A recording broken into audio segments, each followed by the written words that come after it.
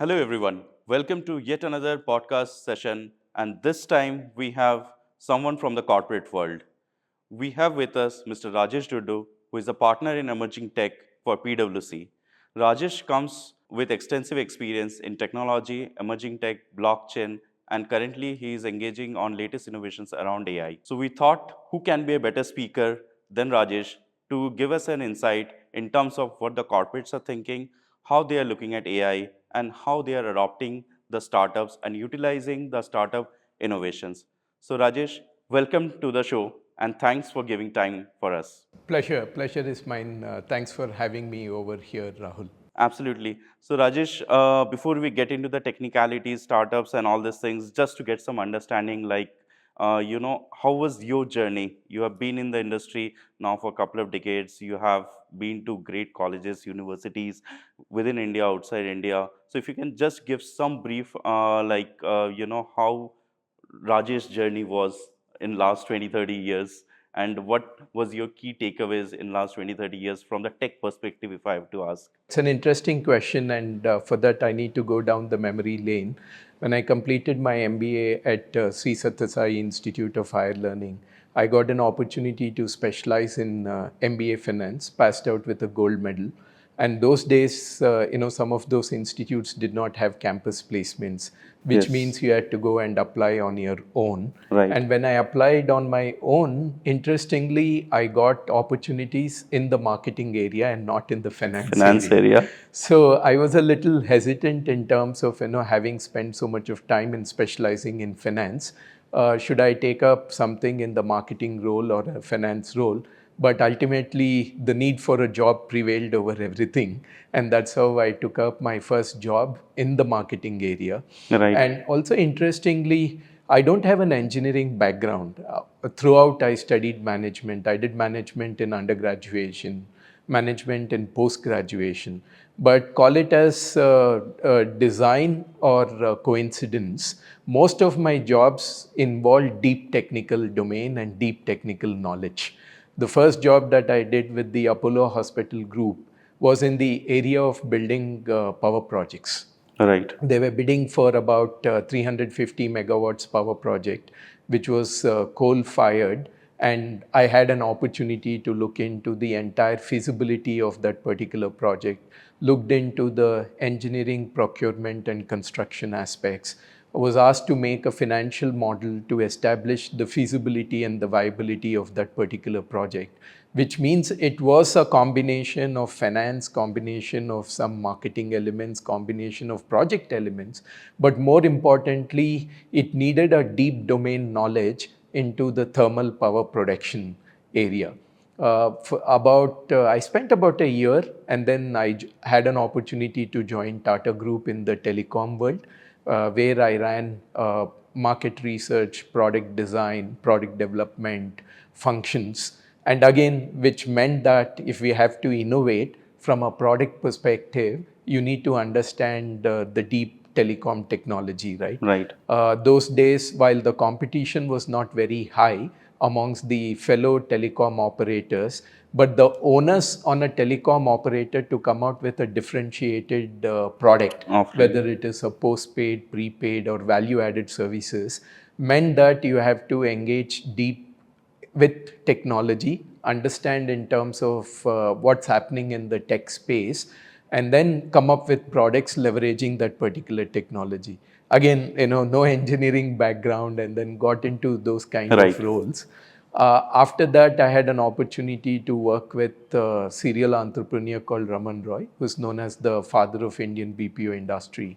There, I had a good opportunity of partnering with the entire team to incubate six startups. Eventually, four got sold in that So it particular was a journey. venture studio kind of setup. No, it was not a venture studio kind of a setup. It was an entrepreneur-led kind of a setup, Okay. where we had institutional capital from Olympus Capital and Right. a little bit of institutional capital from Walden International. And we had to incubate businesses, primarily using a platform as an offering, and then provide differentiated services to small and medium businesses. So Raman was of the opinion there is a long tail of companies in the marketplace which are not addressed by anybody. So can we bring in a combination of technology and differentiated services? So in that journey, I got an opportunity to work very closely in incubating a payment processing company.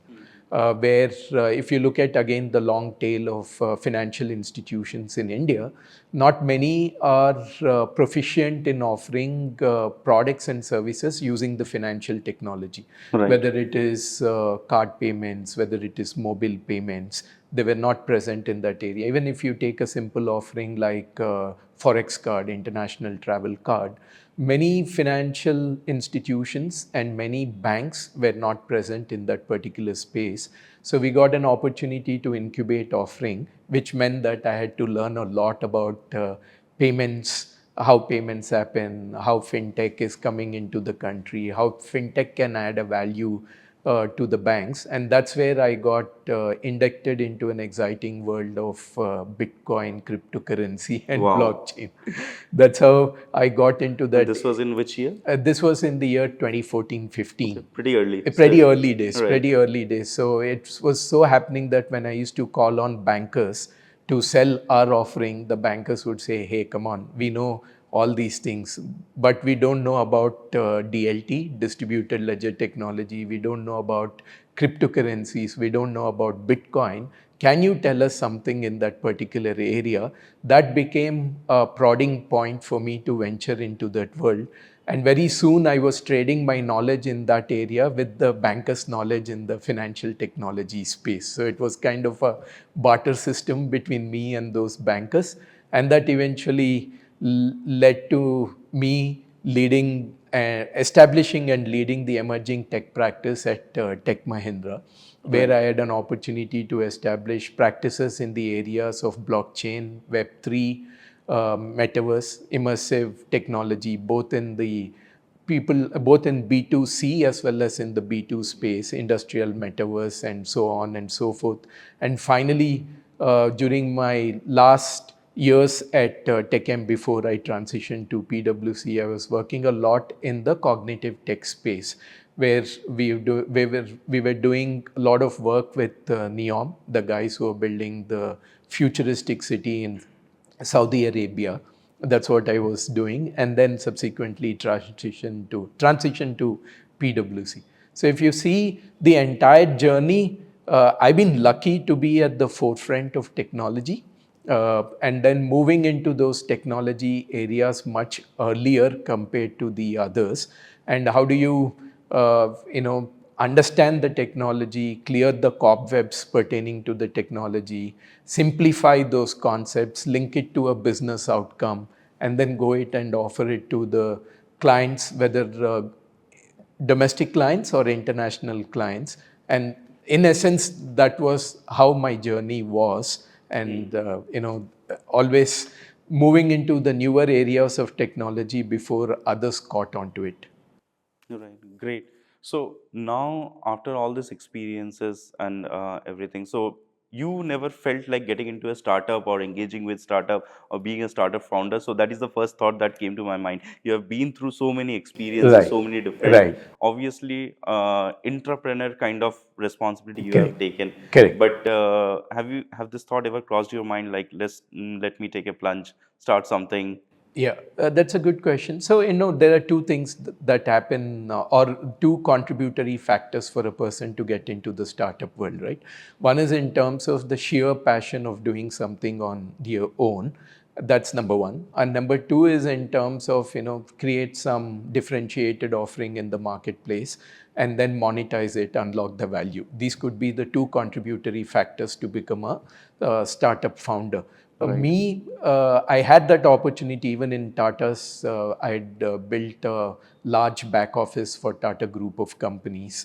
I had that opportunity to play an entrepreneurial role kind of a thing. And at Cothro, where I spent 12.5 years with Raman and company, I had an opportunity to incubate these companies from a close angle. So the desire to create something has already been met. I did not have a desire to unlock a value or create huge valuation and unlock it for me. So that desire I never had. as a result of which I never went down that particular path. But my journey with startups began way back in the year 2010 when I was associated with NASSCOM 10,000 Startups program, where I was a mentor for about 4-5 years for those 10,000 startups. I've also been associated with some of the initiatives called Startup Bootcamp, which came Right. into India.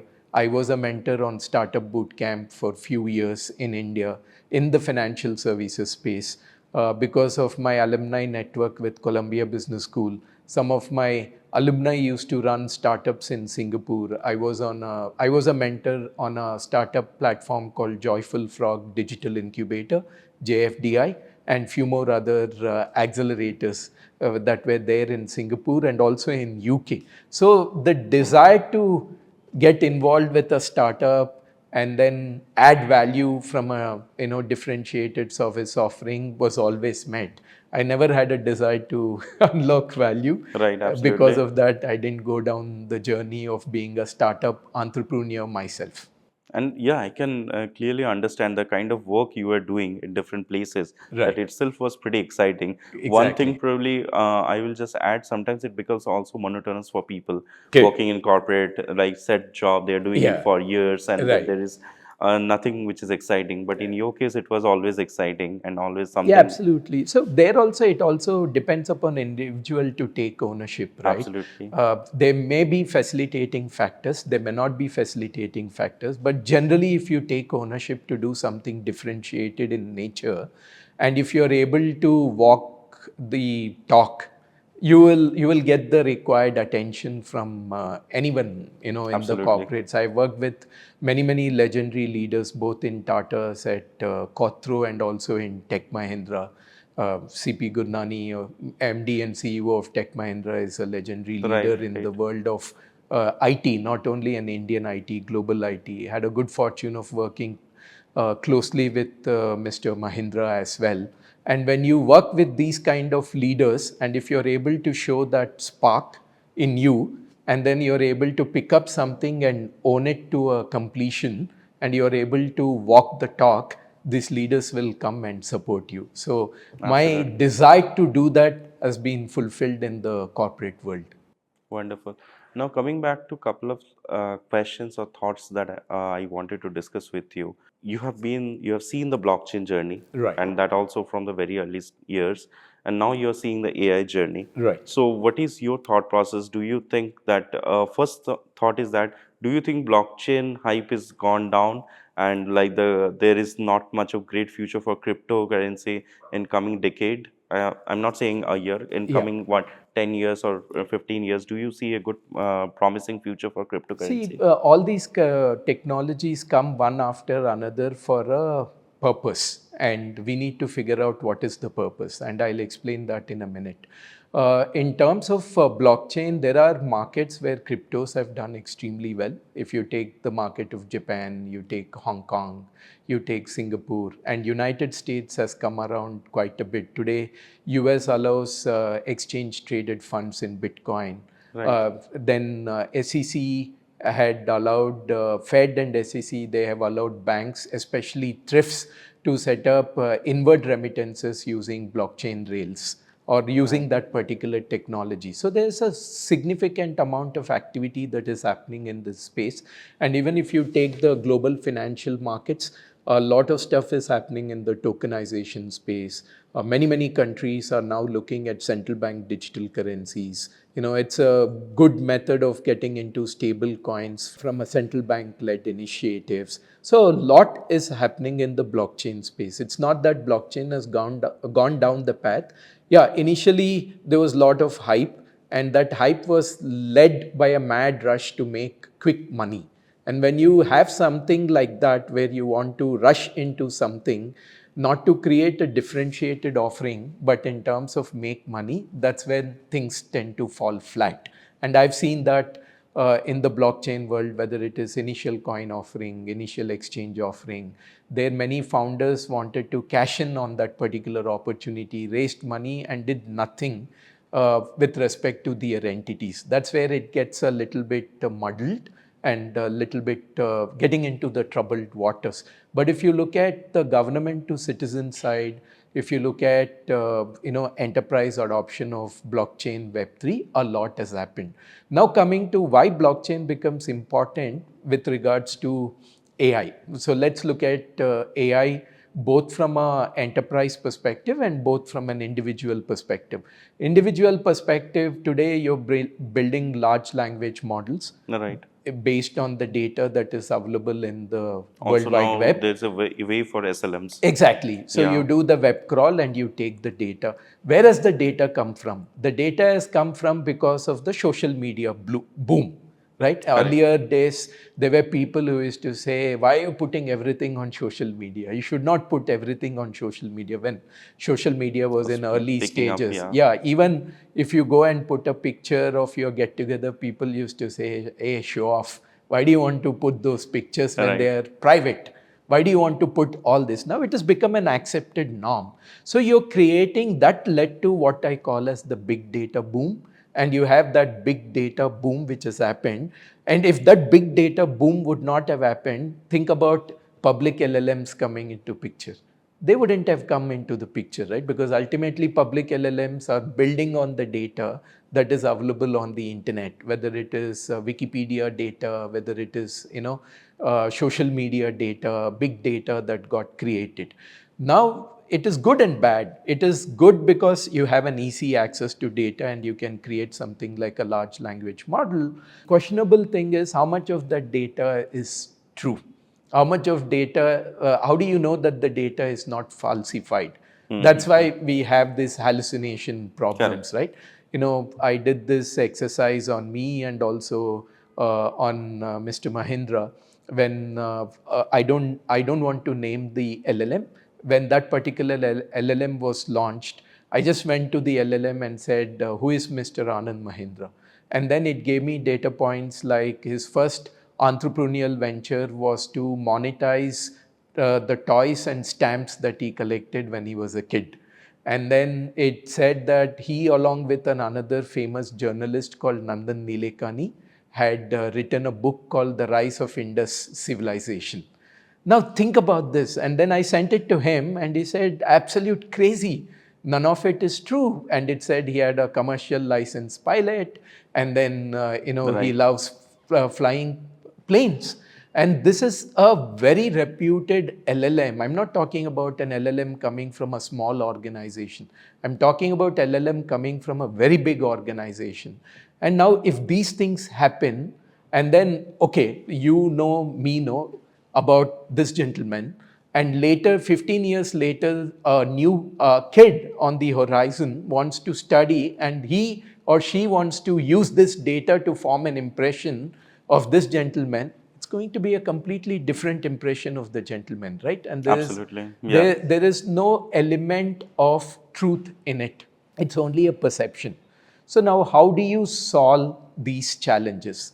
To solve these challenges, that's where, again, the technologies like Web3, democratization of data, self-sovereign identities, they come into picture, where you can validate the data that is going onto the internet. So those are the things that play an important role. That's where blockchain or a Web3 plays an important role. And similarly, in an enterprise context, even in enterprise context, enterprises have been collecting data over many, many years. It's not necessary that all of that data is true. How do you know which amount of data is false and which amount of data is true? And in large enterprises, there's no democratization of data. Now these enterprises are working on concepts like data as service within an organization. Why are they working on that? Because there's no democratization of data.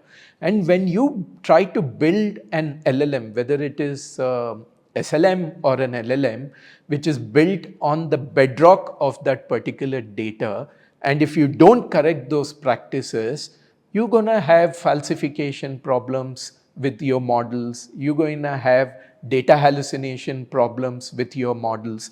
That's where these technologies like Web3, blockchain, decentralization comes into the picture. So these technologies don't come just on the fancy of it. It's a unique play or an interplay of events in the tech world where one technology comes and another technology comes, and when they get together, the ability of them to create impact is far higher. Absolutely. So, but again, if I have to come back to my original question, like Right. 10 years from now, what is the future of blockchain or cryptocurrency? If Right. you have to answer that very. So the 10 years from now, blockchain as a technology will play a major role in addressing trust gap and the trust deficit. And also if you look at newer millennials, they will not make their purchase decisions based on perceptions. For example, today we go to the market, we've heard instances of genetically modified ingredients, and then you don't want to buy those food items because they have been alleged that they have a genetically modified ingredient. And how are you making that purchase decision? Based on a brand promise, Correct. because it's written on Certain perceptions. Yeah. exactly, it's written on a package Right. saying we are 150 years old in the business, Business. and we never ever make those exceptions. Good statement, but big deal. It's only a perception. Now, how do you know that in the back end there have been no lapses, whether intentional or unintentional? So when the millennials come into the mainstream, they're going to ask for that particular data. Good example, try taking out your nephew or a niece to a restaurant. Whatever name you recommend, they go online and check the reviews on that. Absolutely. Right? Or they go to their school group and ask their friends in the school group whether it is worthwhile to go or not. My uncle is taking me there. So what are they trying to validate? They're trying to validate whether it is good or not, and they don't want to go by perception. They want to go by data, and they want to go by experiences of others. Now, if you can bring a technology which brings in that kind of transparency, and a technology which does not let you to misrepresent the experience, the technology will have a field day. And that technology is going to be decentralized technology. Whether it is a distributed ledger technology or not, it is going to be a decentralized technology. Those are the pain points that blockchain will, or a DLT will, or a decentralized technology will address, whether it is government to citizen services or whether it is your running your daily life. Right.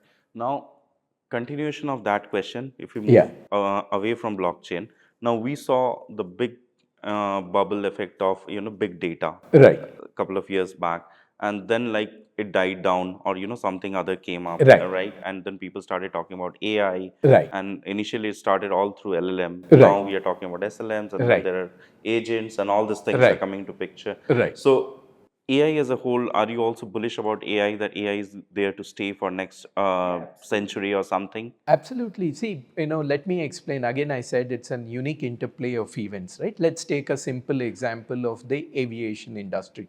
All of us can relate to the aviation example. 15, 20 years ago, when you flew, you had manual boarding passes and Right. you have manual baggage tax, right? And then you had manual physical screening of the Stamping passengers, everything. stamping everything. Right. So that point of time, automation came into picture.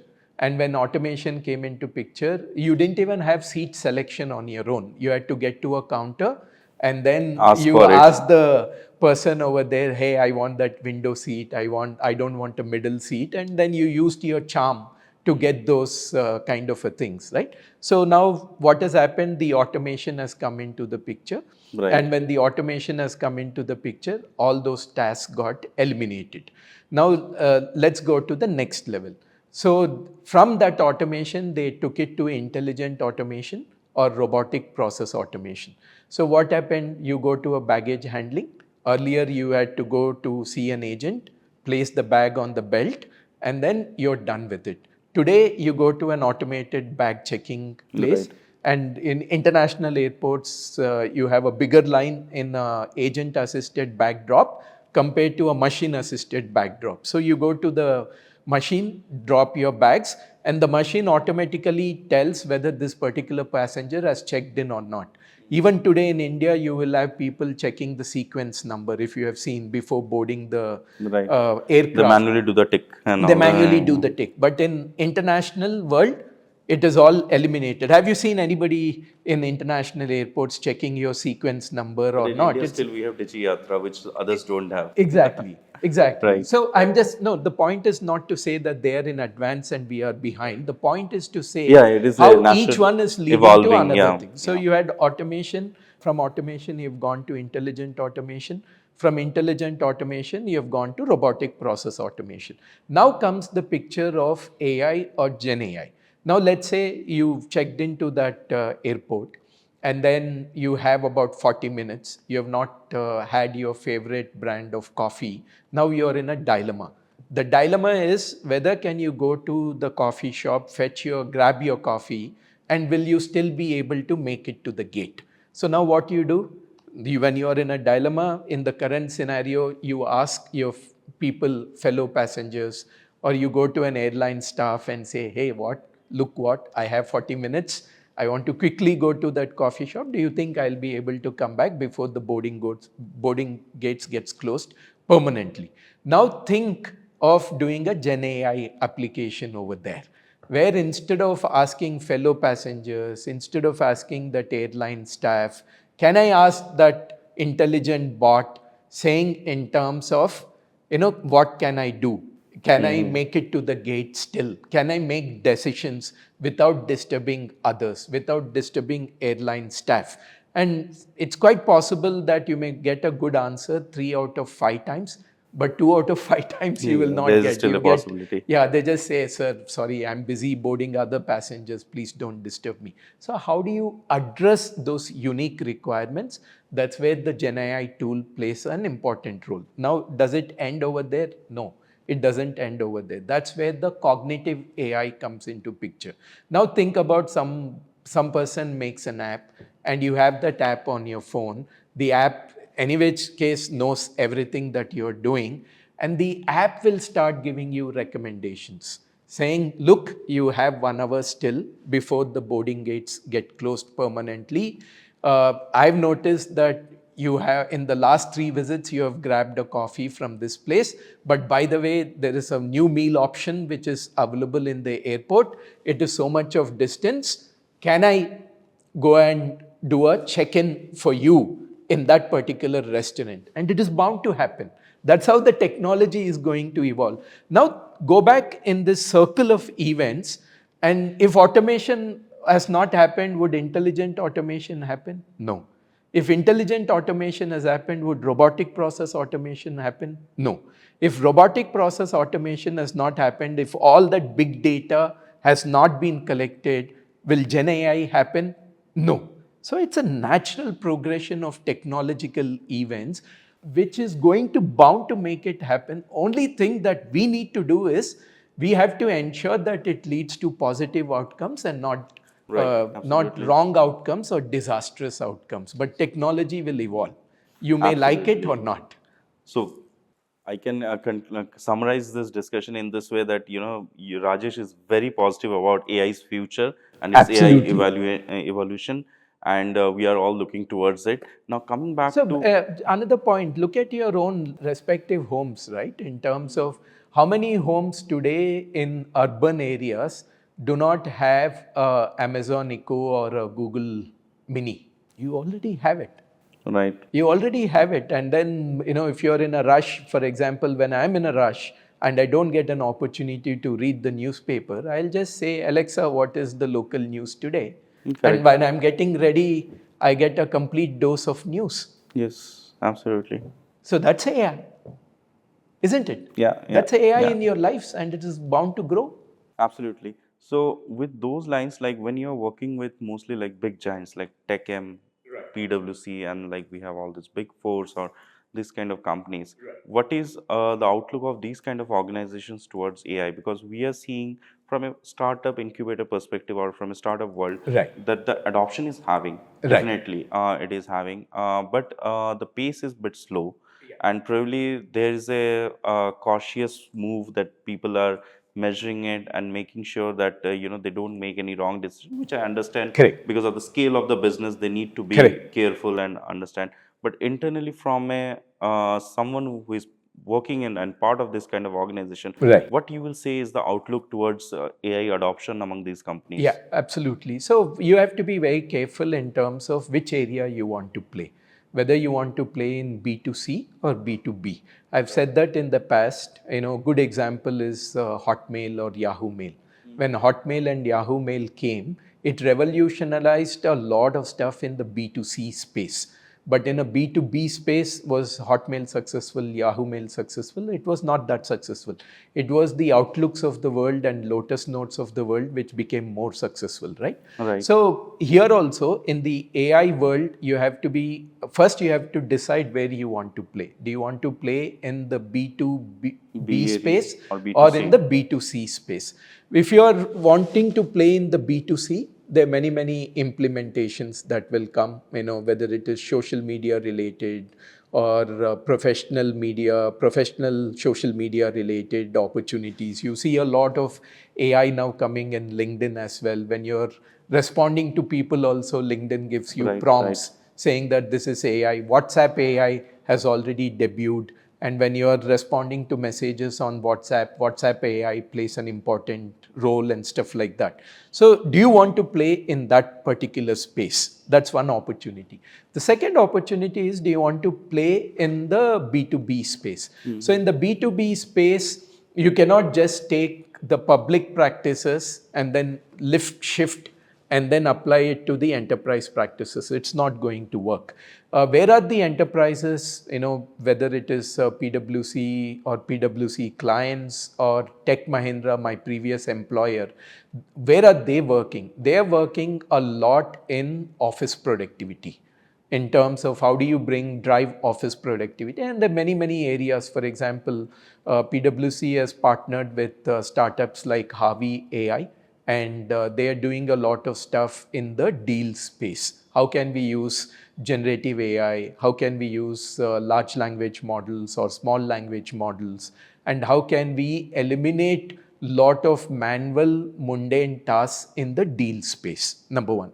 Number two, PwC works with another startup called Grace Notes. And all of this information is there in the public domain. None of it is classified. So all of it is there in the public domain, where Grace Notes founder is trying to bring in generative AI practices to remodel the legal function.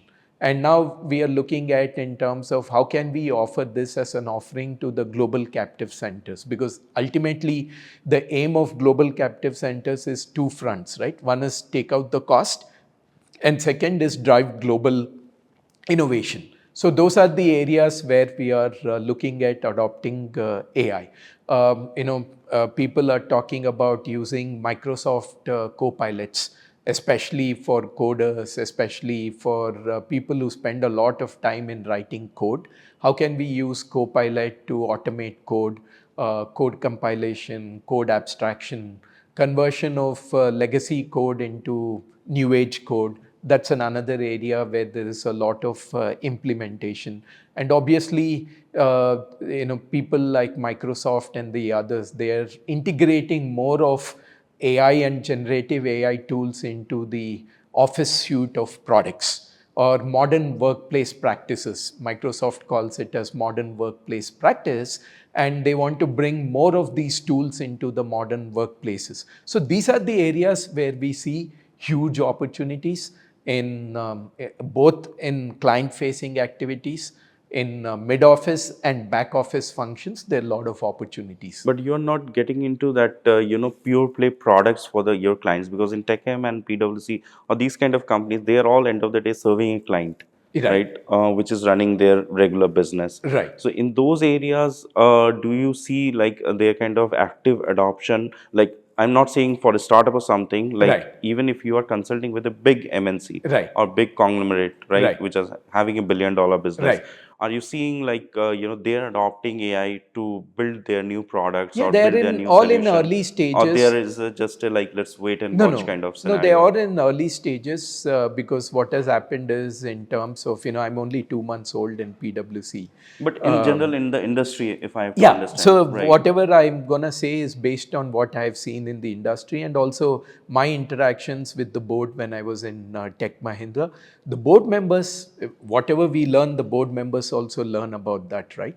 And then the board members are very, very active in this space. They want to know how the company is making use of these early trends and early advancements. It is not that companies are sitting on the fence and saying, okay, let's others do it and then I'll follow them. The approach is a cautious approach But they're wherein they actively participating. exactly, they're actively participating, and there are challenges also, to be honest, right? In terms of there's a falsification challenge, there's an hallucination challenge, there's an inferencing opportunities for improvement which are yet to be made from an AI space. So I don't think any customer is gonna say, okay, let others do it, and then I will wait and watch and see what is going to happen, because it has a promise of redefining the business processes. It is a promise of lowering the total cost of ownership if deployed well.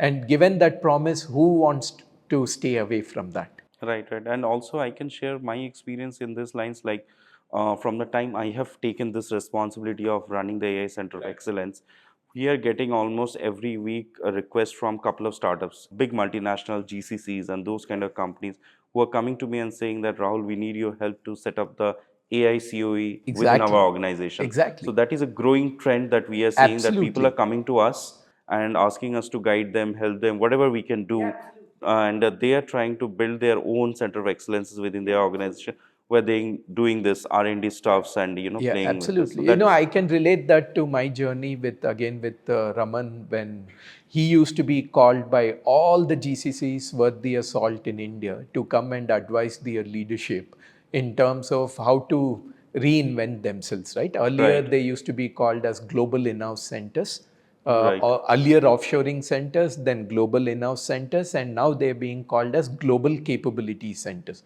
Moment you call it as a global capability center, the onus is on that center to harness some of these developments and show value to the global global leadership. principle, right? Yeah, yeah. So from a leadership perspective, because of these business models and because of these nuances, everybody wants to try their hand out. Everybody wants to get started on the journey and add value. So I am not seeing a cautious approach in the marketplace. Yes, the cautious approach is there in terms of interpreting the outcome of those deployments, wherein you have to just be careful whether it is giving you a right outcome or not. You have to validate it and then take it to implementation. So in terms of, if we now get back to the startups, so we spoke something about like the technology, then the MNC's outlook. If we get back to the startups, I'm sure you have interest in interacted with a lot of startups in the past. Now also you are interacting. Today also before this call we were Yeah, discussing about something around correct. new Neomorphic AI. neuromorphic chips and all Yeah. this. So when the startups are coming to you, or Mm. if you have to make an advice to them that Right. what should be their approach today when they are pitching to any corporation, Right. need not be just PwC, but any big organization when they are going, Right. because today there is this understanding that big organizations, they are a little bit cautious, and Right. you also validated that yes, there is a careful approach towards Exactly. adoption. Exactly. Now startups, when they are building something like a blue ocean kind of stuff, or completely different, which is not available Right. for a startup, it might feel like, and they will sometimes, as a creator, an entrepreneur always thinks that my product is best Right. and it is acceptable and there is nothing that can stop this Right. product to grow. But there is a different side from the corporate Right. side. So what suggestion you will give to them, like how they should approach and pitch their products and solutions to bigger organizations, so that bigger organizations are more comfortable adopting their product? Right. Again, it goes back whether you're using a scattered gun approach or a focused gun approach. Scattered gun approach would mean, you will reach out to multiple people in an enterprise Right. and then engage with those multiple people thinking that at least one conversation will fructify and it'll lead to an outcome. So that's where you need to filter out a lot, try to identify people who are actually can make a difference within the enterprise, and then invest more in that particular person. CXO Connect will always be helpful. It's not easy to get a CXO Connect, but you have to figure out in terms of how do you get that particular CXO Connect, and then go in a focused manner, saying that who is that particular CXO and what is his or her objective. And today you have a lot of information available on social media, professional media, or whatever it is, and you can understand what are their motivation factors and then align your pitch according to that motivation factor. But if I have to I'm just interrupting you here. Right. It is not about us identifying the right person. We as an incubator, we get maximum number of corporates probably in the country Right. today. Right. So because of all the brand and the Right. credibility that has been built over the years. Right. So getting access to corporates is not a difficult thing for me when May I'm not running be the for show. you, but For the startup, Exactly. when I am bringing that person to them, Okay, so via you. yeah, how they should pitch them so Understood. that Got the you. corporate is more comfortable adopting it. Got Because you. let's assume I am a startup today. Right. I come to you and I say that, okay, Rajesh, like I have built a product Right. which will help you detect like any healthcare problem just without any blood or something, Right. just by touching the Understood. skin. Right Understood. now, this is something a very Yeah. groundbreaking innovation. Correct. They might have done the innovation. I'm Correct. not challenging that. Correct. But you as a corporate leader, you will have always this thoughts like who will validate it, Right. how I go and Right. adopt it, Right. can I suggest it to my clients or not? You have a lot of thoughts, right? Correct. So what you will suggest a startup that how they can convey their innovation to you in a smoother way, softer way, or more easier way so that it Understood. becomes easier for you to adopt. Understood. Yeah, in terms of, I can relate to that. There are a lot of advancements using refractive light to diagnose and overcome Right. non-invasive That is an example, but there are a lot of groundbreaking innovations are happening. So there, in terms of, again, in terms of different people have different approaches, right? It's not necessary that everybody in the corporate is open to an idea to engage with a Exactly. startup. So Right. first is, that's where when I said the focus gun approach, that's where the filtering need to happen. You have to identify who are those people who can bet on some of these innovations. So it also a little bit of a personality makeup also comes into the picture, right? In terms of whether the person is generally, accessible, generally approachable, generally takes a bet. There are two kinds of individuals, right? Somebody wants to go through multiple rounds of validation to the fact that it goes to near death kind of a validation, and then only they will move. But there are some other people who are willing to look on a face of it and then assure themselves and take a bet. So the first one is to whether you want to invest in the former category or whether you want to invest in the latter category. That's Right. what I meant by a focus gun approach. Right, Number right, one. right. Number two, it is not that when you align with a corporate, things will happen within a short span of time. No, You will have absolutely. to invest maybe, longer cycles of demos, longer cycles of validation, longer cycles of go-to-market kind of approaches. That's where it is going to happen. And in terms of in my previous organization, we have scaled very good startups in my previous organization. And even in the current organization, for example, when I mentioned GraceNotes.ai, when I mentioned Harvey AI, they're all startups. Of course, good thing is they're a lot more better funded compared to the other startups, but they are startups where a large organization like ourselves had invested in them. What I'm trying to tell you, Rahul, if there was a magic formula, I would have given the magic formula. There is no magic formula per se, but what have worked well is in terms of alignment of the individual persona with the startup founder's persona, the corporate individual's persona with the startup founder's persona. Number one. After that alignment, establishment of a mutual trust. That's the number two. And number three, in terms of going through multiple cycles of speaking to the customers, which means there's an involvement of trust, involvement of investment of time, and a lot more patience to make that Absolutely. happen. So those Right, things right. have worked well in the past. And of course, if the marriage happens at the highest level where there are connections, then it's a different thing altogether. Right. But now adding to that, I think that's a wonderful insight from your experience. But you as a leader, Yeah. when if some startup is coming to you, Right. what are the three things, if you have to give in a bullet points like first, Yeah. second, third, Sure. three things you look at a startup, assuming that their product is aligning with your business objective. Yeah. We are assuming that Right. there is no technical challenge. Technically, Right. it is validated, Right. everything is done. Right. But apart from that, what are the three criteria that you look for before engaging a startup, just for even for a pilot? Yeah. So from my perspective, my individual lens, which I've used it successfully over the years, first is in terms of a match in terms of a startup founder's approach, mindset, attitude with me. In terms of that's very important. If there is no match, then you're always second guessing Because the it's a other journey. person. Yeah, it's That's a a journey, journey. right? Yeah, yeah. Number two, what I look for is in terms of how long they have been at it, whether they had successful commercial implementation, at least one or two successful commercial implementations, and also in terms of a little bit of an insight into the internal accruals within the firm.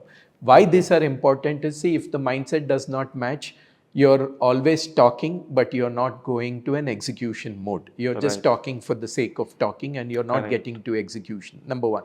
Number two, the number of years the startup founder at it shows, gives you cues about their commitment in terms of how passionate, how committed they are.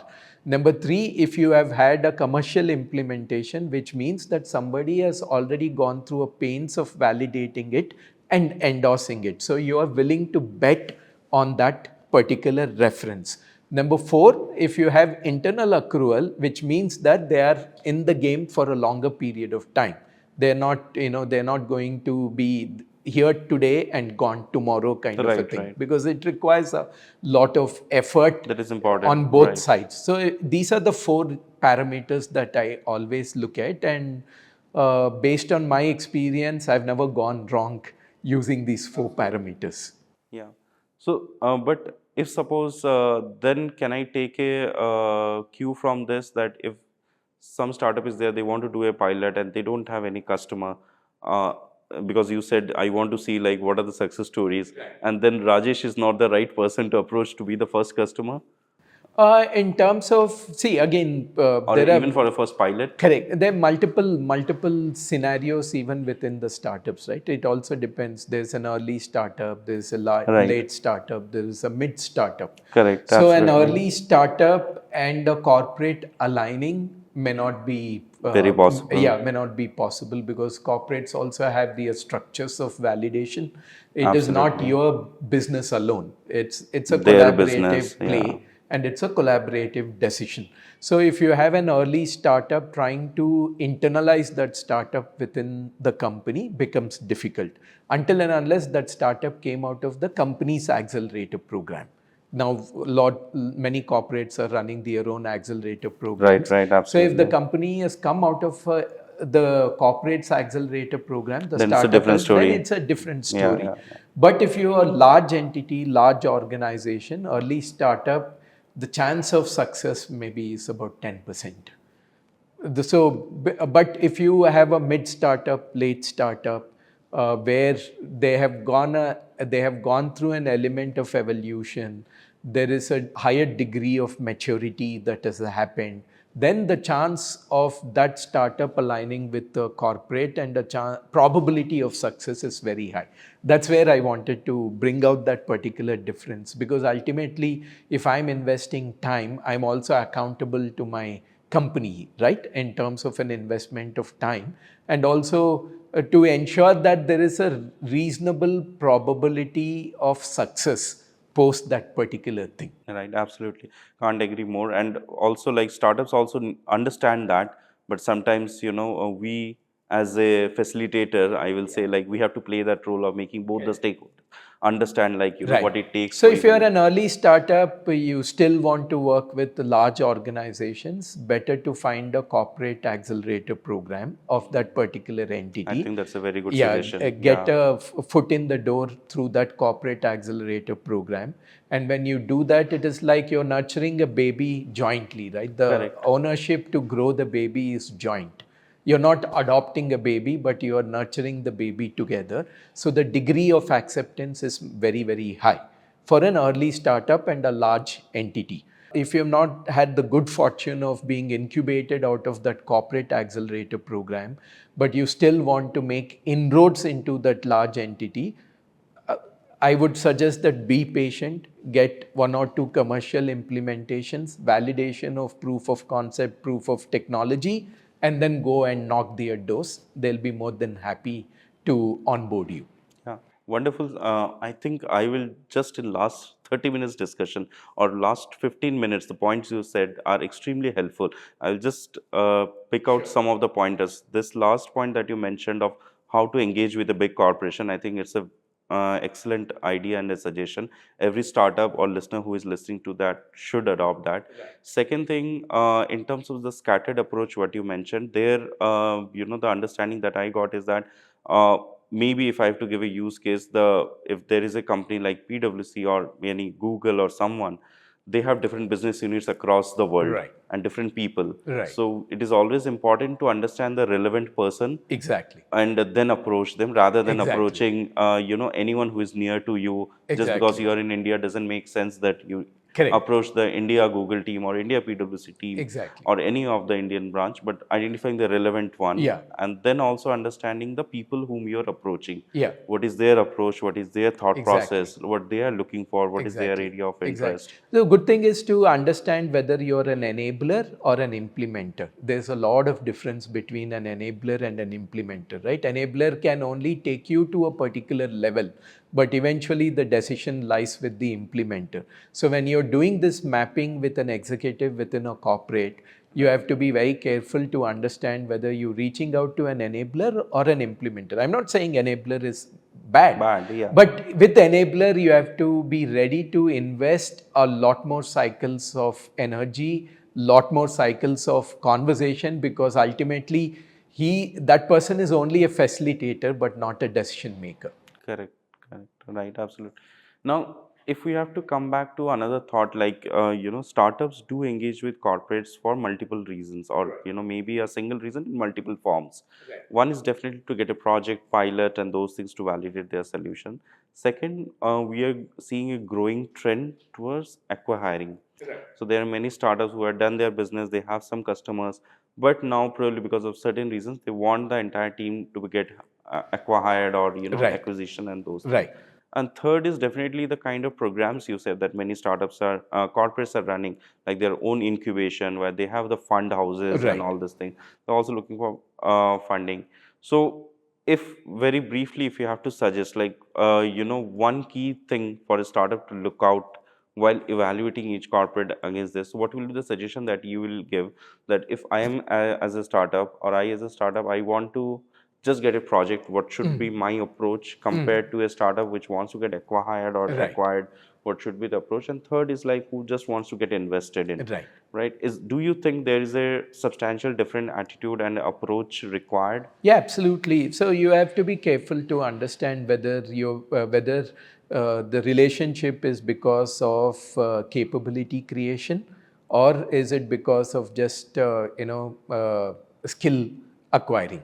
Mm-hmm. So skill acquiring can also go into the league of staff augmentation, right? Right. Sometimes corporates will be under pressure to deliver on something, as a result of which they want to align with a promising startup. And when they align with a promising startup, after that project is done, then the relationship doesn't mature forward because Mm-hmm. that objective has been met. Right. But on the other hand, you're really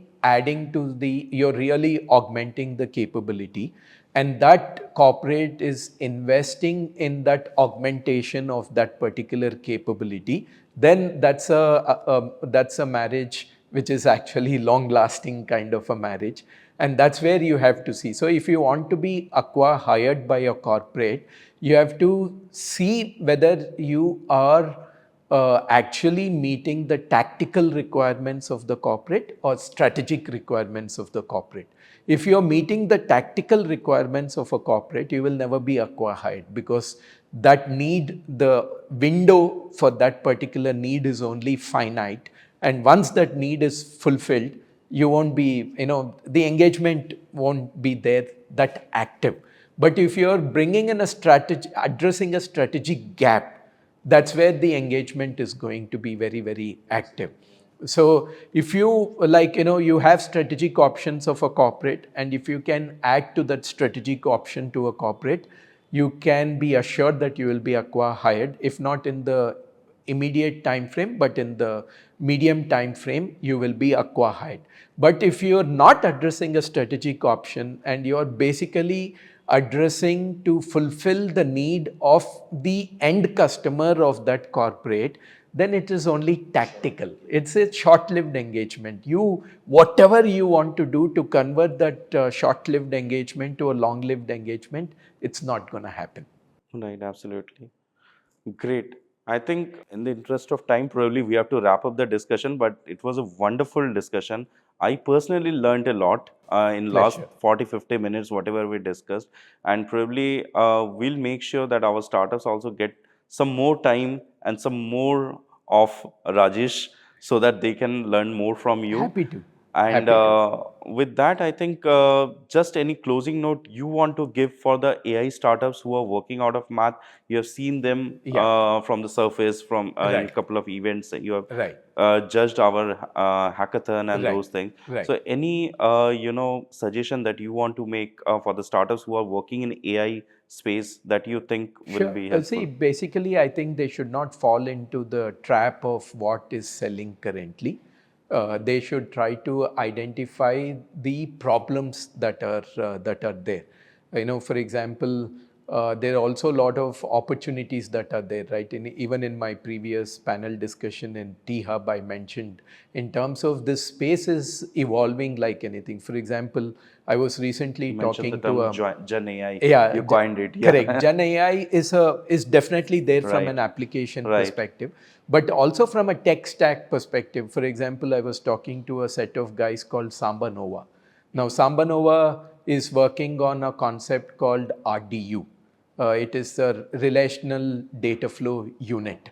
So the relational data flow unit, the way you harness RDU into an LLM is going to be completely different compared to you harnessing a GPU or a TPU or an LPU for the benefit of LLM. So there are nice opportunities which are evolving over there. So you have to take a call whether you want to do the Me Too kind of a thing in the marketplace, because there's a lot of hype, there's a lot of action in that particular area, or do you want to contribute to some of the sticky problems that are going to be there? And these problems will continue from a hallucination, from a falsification, from an inferencing perspective, or how do you drive the maximum out of a minimum spend? That's where the architectures are going to come into the picture. So do you want to play in an application?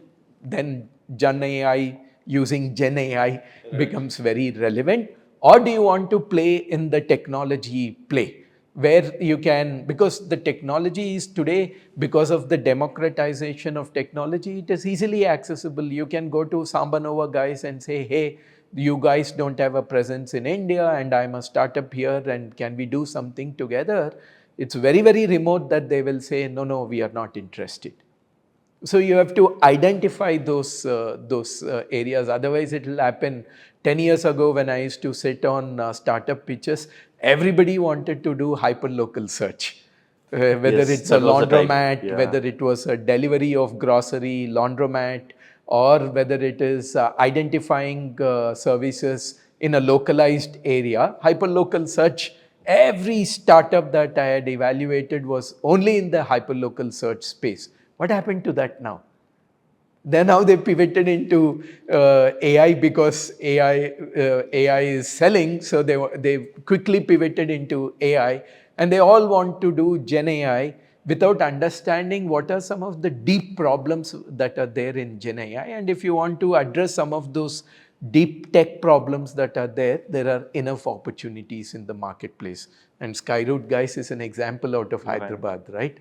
I think that's the takeaway is that the fundamental or the most traditional statement that follow on the problem statement or Exactly. focus on the problem statement that is still relevant and that is Exactly. still makes sense. Right. Exactly. Excellent. Exactly. I think we thought of having a discussion more on blockchain and AI, but this discussion has been extremely useful for people, all the entrepreneurs, not just who are focusing on AI or Right. blockchain, from a market access perspective. Like when Absolutely. they are approaching the corporates and all these things, and your insights were extremely useful. And with I think like in the interest of time, we have to close it today, but we will see like how we can engage more, how we can let our startups learn more Happy from to. you. See, market access, regardless of whichever technology that you're working on, the market access is very, very important. And the Correct. good thing about market access is the fundamental principles that are applicable to market access, they are technology agnostic. Right, the Absolutely. market access principles are the same whether you're selling quantum, whether you're selling Gen AI, whether you're selling blockchain. And if you don't get that right, then you may have a great product, but you will never be successful to take it to the market. Yeah, and for trainers, it is a very important area to learn because not Exactly. all techies are extremely good or they have the exposure of Exactly. how to sell, how to build the story. I Right. think this kind of sessions and discussions always help them. With that, I think I would like to thank you, Rajesh, and I hope like the listeners of this podcast would have enjoyed it. And please reach out to us if you have any question from Rajesh, or if you want to get mentorship or any other support from Rajesh or any of our mentors in math. With that, thank you for watching us. Please do like, comment, and subscribe to Math. Yeah, more Thank you. than happy to. Thanks for having me again. And I absolutely enjoyed the conversation. Thank you, Rahul, and thank you, Matt team. Thank you. Thank you, Rajesh. Thanks for your time. Pleasure.